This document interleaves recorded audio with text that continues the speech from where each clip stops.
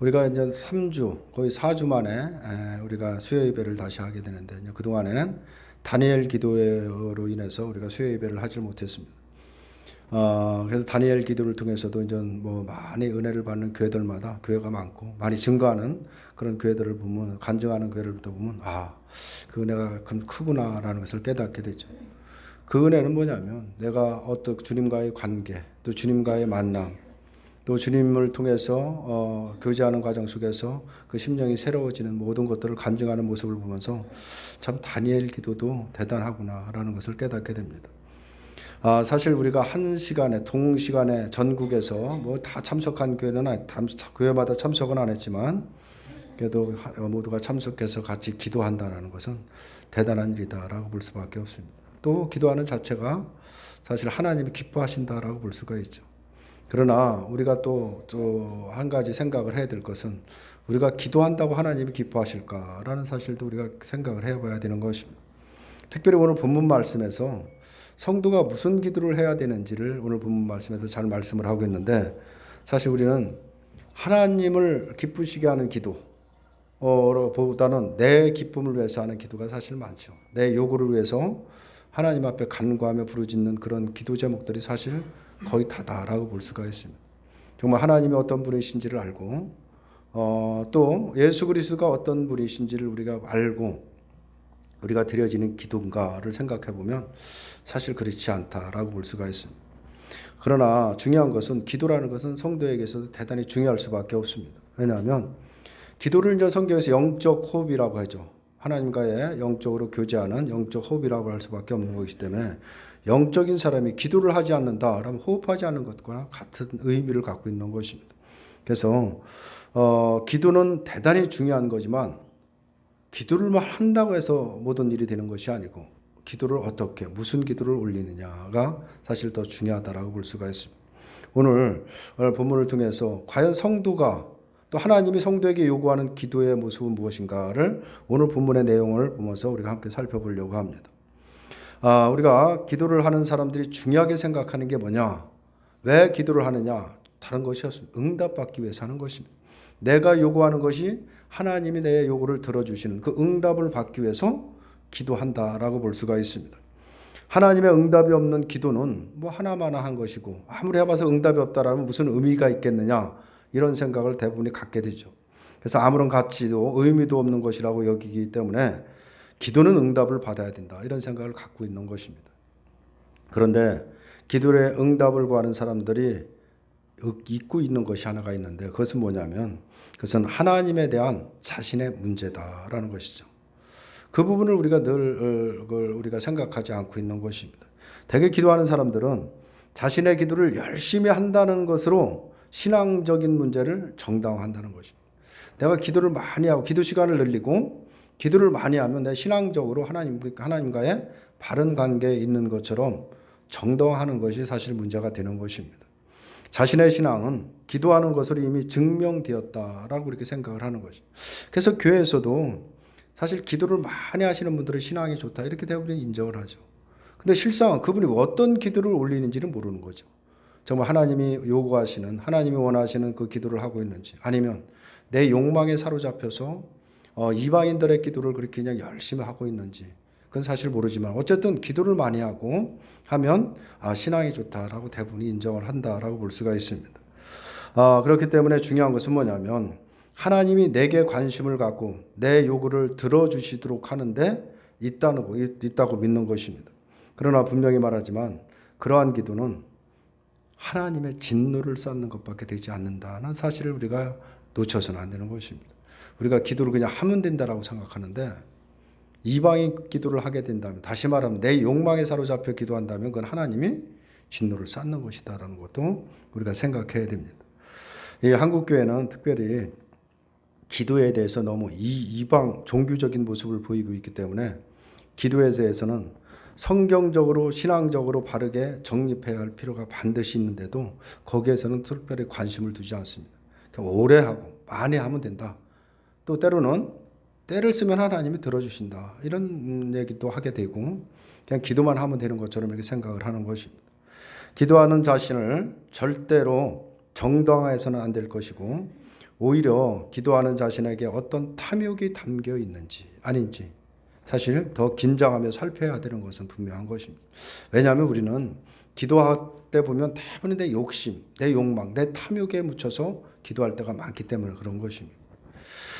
무조건 많이 열심히 기도하라는 것은 성경에 어디를 봐도 없습니다. 그런 기도는 없다는 사실을 우리가 기억해야 됩니다.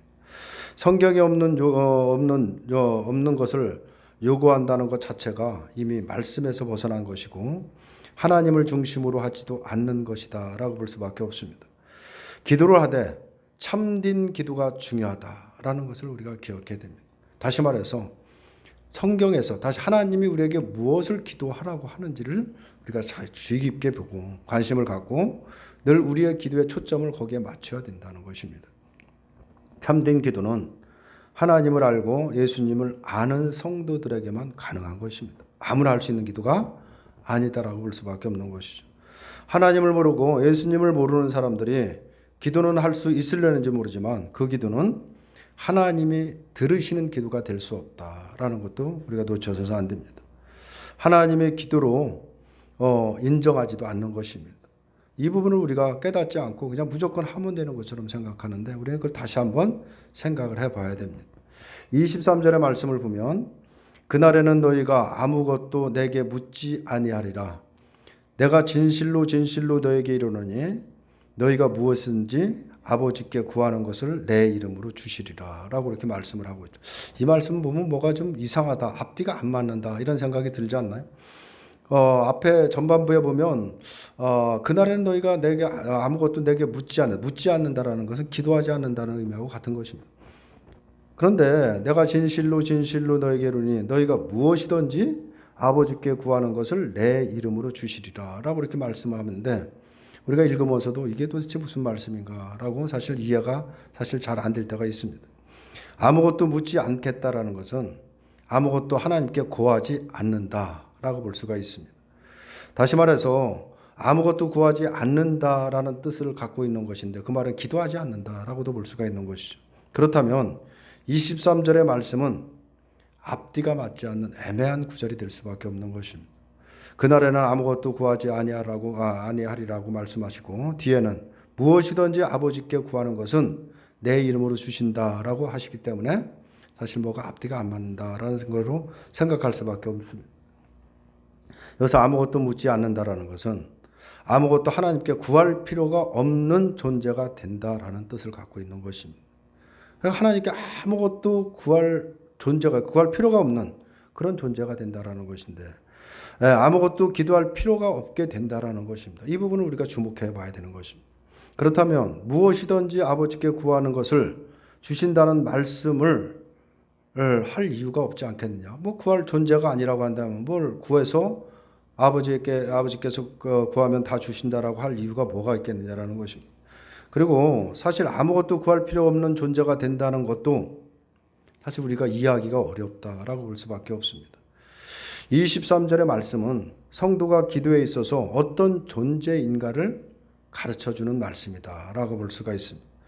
다시 말해서 23절의 말씀을 그대로 우리가 이해를 해보면 성도는 구할 것이 없는 사람이다라는 말이 되는 것입니다. 그러면서 동시에 구해야 하는 사람이라는 뜻도 되는 것입니다. 기도에 있어서 성도가 바로 이런 사람이다라는 것을 말씀을 하고 있는 것입니다. 구할 것이 없는 사람이며 동시에 구해야 하는 사람이라는 것이 도대체 무엇을 의미할까? 우리가 한번 오늘 본문을 이번 시간에 우리가 한번 생각해 보려고 하는 것입니다. 우리가 잘 아는 말씀이죠. 마태복음 6장 31절에서 33절의 말씀을 보면 우리가 잘 아는 말씀입니다. 그러므로 염려하여 이르기를 무엇을 먹을까, 무엇을 마실까, 무엇을 입을까 하지 말라. 이는 다 이방인들이 구하는 것이라.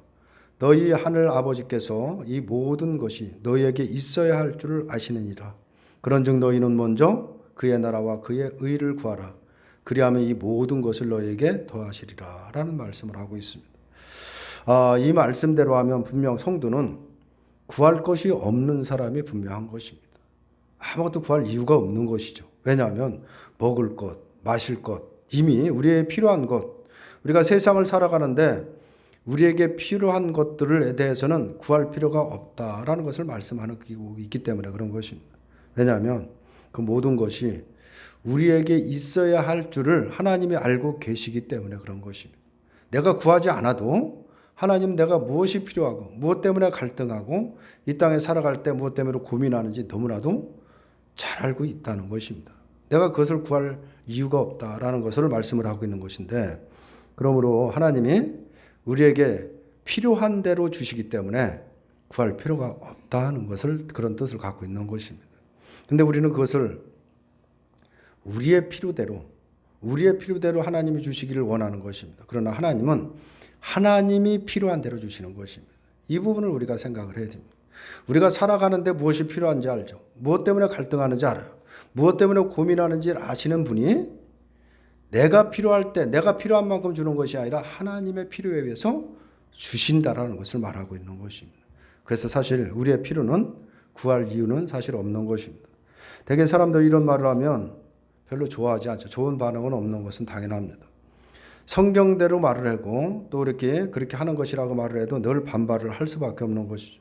왜냐하면 사람들이 원하는 것은 모든 것이 세상에 있는 것이고 세상 것만큼은 넘치도록 받고 싶은 것이 인간의 욕망이거든요. 누구나 다 갖고 있는 거예요. 세상에 살아가면서 조금도 부족함이 없이 다 받고 살아가도록 가기를 원하고 있기 때문에 그런 것입니다. 어떤 사람이 세상의 것을 적게 달라고 기도하는가? 그런 사람은 사실 없기 때문이다라고 볼 수가 있죠. 결국 세상의 것을 우리의 기도에 따라서 만약에 주신다라고 하면 사실 세상의 모든 질서는 무너지고 혼란에 빠질 수밖에 없는 것입니다. 그래서 세상 것은 하나님의 필요대로 주시기 때문에 우리가 성도가 구할 필요가 없다라는 것을 말하고 있는 것입니다. 그러나 그럼 기도하지 말라는 것이냐? 그런 뜻으로 말씀을 하고 있는 것이 아닌 것입니다. 예수님은 분명 그의 나라와 그의 의를 구하라고 말씀하셨습니다. 그래서 성도는 구할 것이 없는 사람이면서 동시에 구하여야 되는 사람이다라는 것을 말하고 있는 것입니다. 쉽게 말하면 육신의 문제에 대해서는 우리의 눈에 보이는 환경이나 육신의 문제, 욕망, 살아가는 그 문제에 대해서는 기도할 필요가 없는 사람이지만 성도는 반드시 영적인 문제에 대해서는 항상 기도해야 되는 사람이다라는 것을 말씀을 하고 있는 것입니다. 이게 가장 중요한 건데 우리가 기도하는 이유, 하나님 앞에 간구하고 누가 예배하면서 주님과의 관계를 계속해서 유지하고 은혜를 받으려고 하는 이유는 뭐냐? 우리의 육신의 문제에 있는 것이 아닙니다. 그런데 우리는 늘 그 육신의 문제, 환경의 문제에 늘 결부시켜서 얘기를 하는데 성경은 우리의 육신이나 환경의 문제를 다루고 있질 않아요. 오직 영적인 문제를 다루고 있다는 사실을 우리가 기억해야 됩니다. 기도도 그래서 너희는 먼저 그의 나라와 그의 의를 구하라고 말씀하시는 것입니다. 그러면 너에게 무엇이 필요하고 무엇 때문에 갈등을 이미 알고 계시는 분이 필요에 따라 다 채우시고 인도하신다라는 것을 말씀을 하고 있는 것입니다. 근데 우리는 영적인 문제에는 관심이 없고 늘 육신의 문제에 매여 있다 보니까 우리가 구하는 모든 기도가 결국은 이방인의 기도밖에 될 수가 없다라고 볼 수밖에 없는 것이죠. 어떤 세상에 어떤 그 우상들을 섬기는 그런 사람들이 기도하는 것처럼 우리가 기도하고 있지 않는지를 우리가 생각을 해봐야 되는 것입니다. 성도에게 필요한 것은 육신의 문제를 영적인 시각으로 늘 바라볼 줄 알아야 되는 것입니다. 우리의 일어나는 모든 육신의 문제, 환경의 문제를 그냥 우리의 시각에서 내 생각에서 머무르는 것이 아니라 영적인 시각으로 늘 바라볼 줄 아는 것, 그것은 대단히 중요한 것입니다.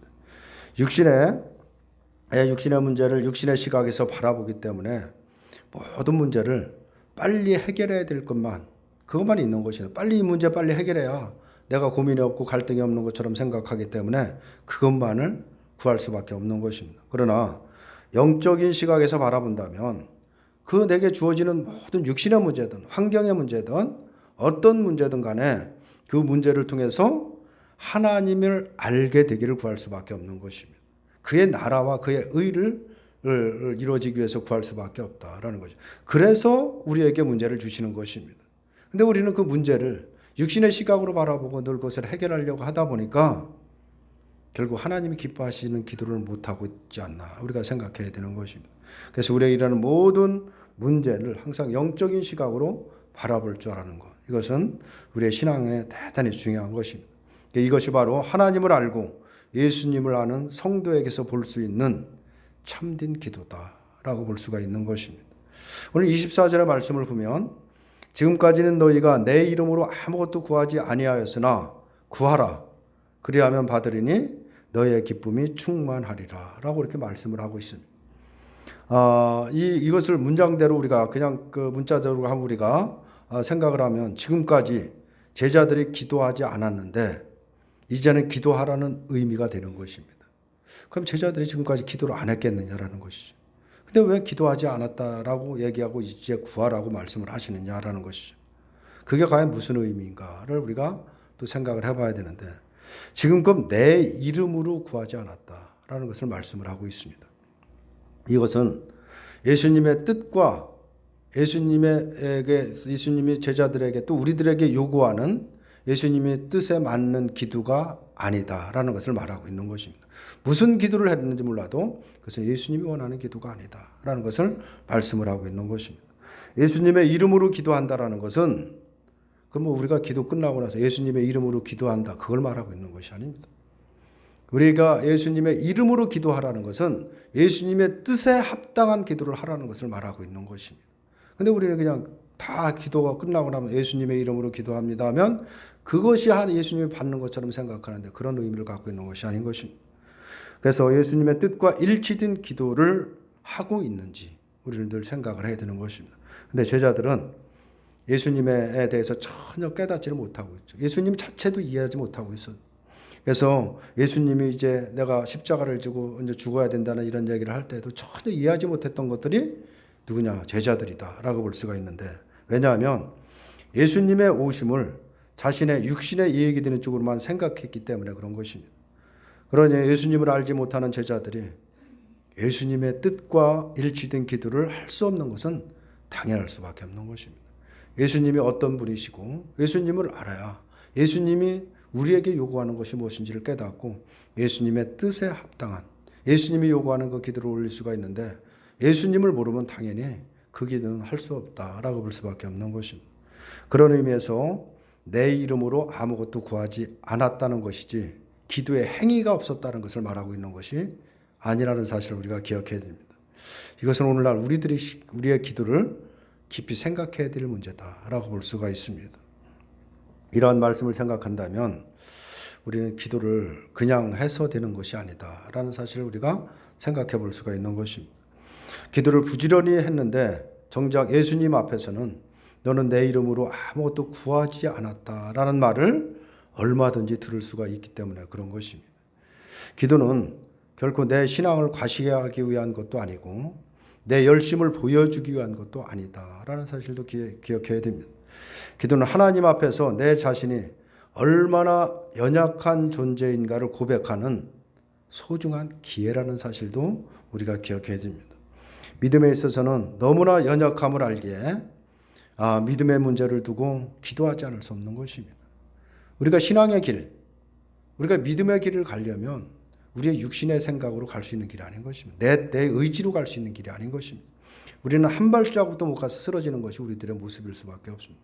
그런 연약한 존재라는 것을 그가 깨닫지 않으면 예수님의 이름으로 기도할 수가 없다. 예수님이 원하는 길을 할 수 없는 것입니다. 내가 어떤 존재인지, 내가 얼마나 연약한 존재인지를 깨닫는 사람의 나로서는 안 된다는 것을 깨달을 수밖에 없는 것입니다. 내 힘으로는 갈 수 없습니다. 내 의지로는 할 수 없습니다. 주님이 도와주시지 않으면 나는 아무것도 할 수 없습니다라는 이 고백이 가슴 깊은 중심으로부터 우러나올 때 정말 예수님이 기뻐하시는, 예수님이 원하는 우리가 기도를 올릴 수가 있는 것입니다. 욕심을 가진 내가 예수님의 십자가를 따라간다는 것이 얼마나 힘든 것인가를 알기 때문에 나를 아버지께 부탁을 하는 것입니다. 아버지 나를 붙잡아 주시고 나를 인도해 달라고, 신앙의 길로, 믿음의 길로 나를 붙잡고 손 놓지 말고 붙잡아 달라고 우리가 늘 기도하지 않을 수가 없는 것입니다. 때문에 육신에 대해서는 기도할 필요가 없어졌는데 영적인 문제에 대해서는 기도하지 않을 수가 없는 것입니다. 기도를 하루라도 쉰다. 그것은 우리가 신앙의 길을 가지 않겠다는 것과 다름이 없는 것이다 라는 사실을 우리가 깨달아야 됩니다. 성도는 성령으로 인해서 새로운 세계를 살아가게 된 사람이다라는 사실을 우리가 기억해야 됩니다. 우리가 예수를 믿는 순간, 성령이 우리 안에 오는 순간부터 우리는 새로운 세상을 살아가는 것입니다.